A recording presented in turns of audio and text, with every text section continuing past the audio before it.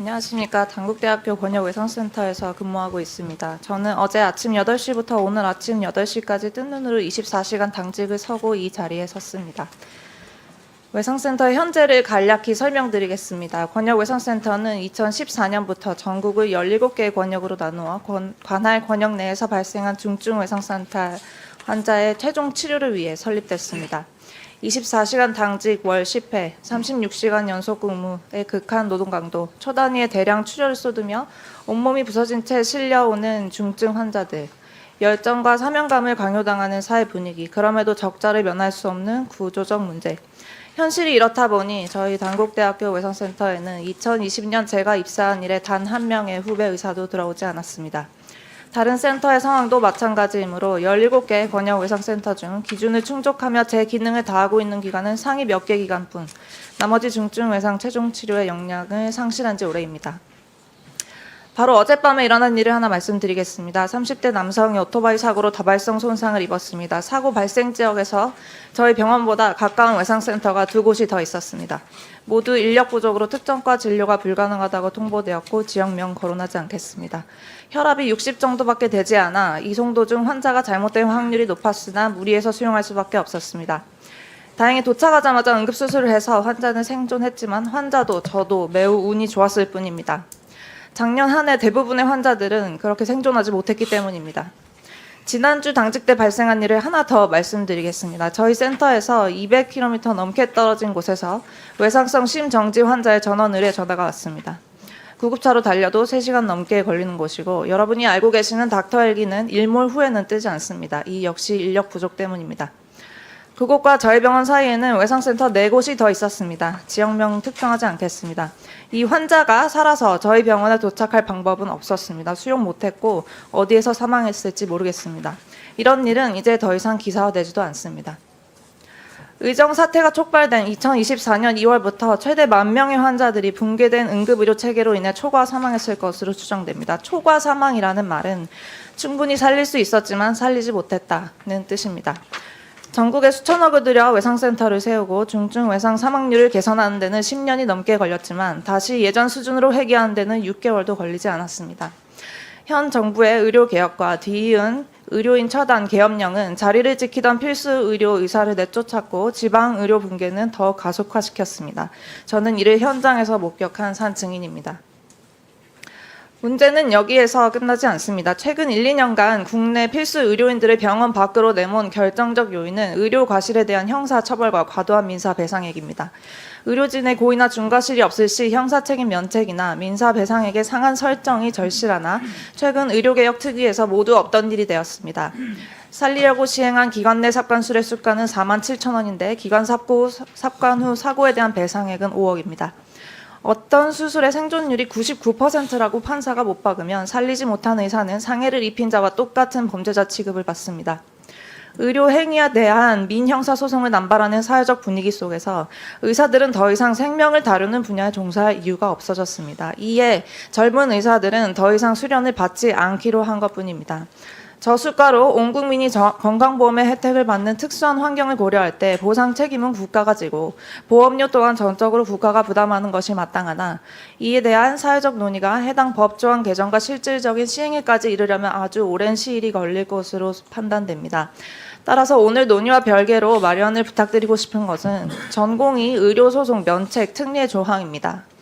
전공의는 피교육자 신분으로 병원 내에서 이들이 행하는 모든 의료 행위는 교수, 즉 전문의의 체계적인 교육과 관리 감독하에 이루어져야 합니다.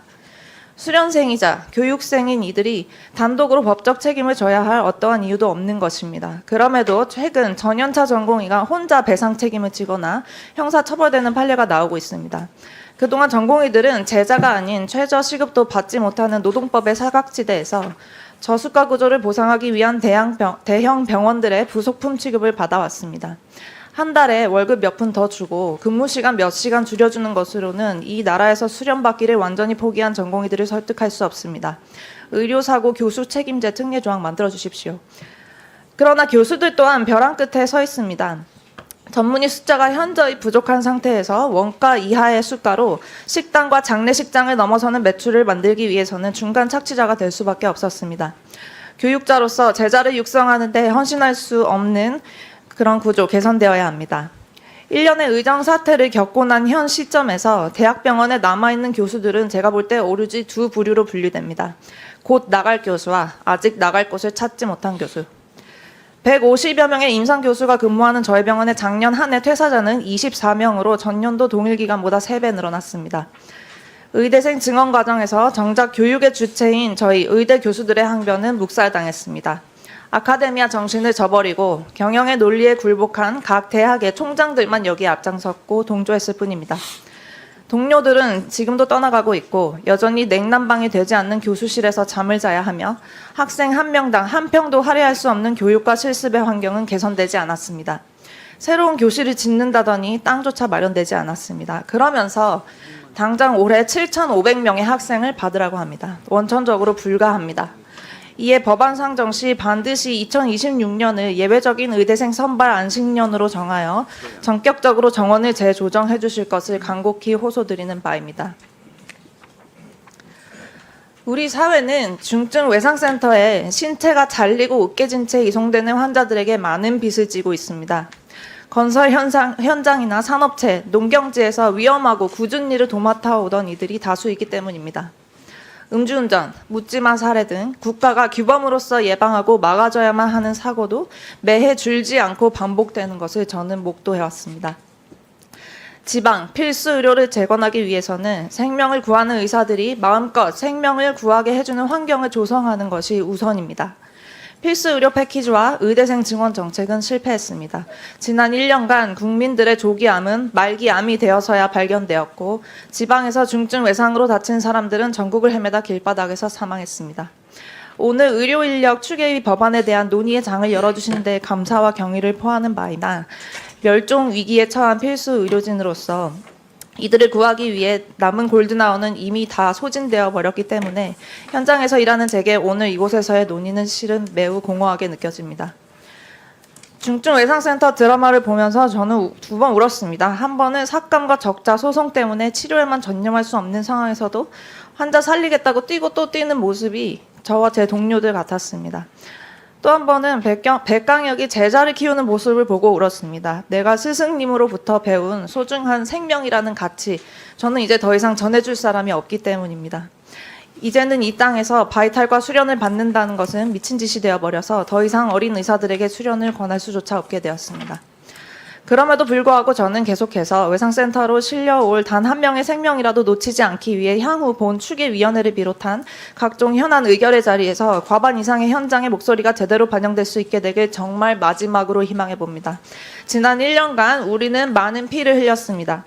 더 이상 무고한 죽음은 없어야 합니다. 생명을 구하는 의사들이 마음껏 생명을 구하게 해주시고 선의를 가지고 최선을 다한 진료의 결과가 좋지 않더라도 처벌받지 않게 해주시고 그렇게 함으로써 생명을 살리는 의사가 점점 많아지고 이 땅의 어린 새싹들이 그러한 의사가 되기를 꿈꾸고 희망하게 만드는 것, 이것이 진정한 의료개혁임을 제발 기억해 주십시오. 경청해 주셔서 감사합니다.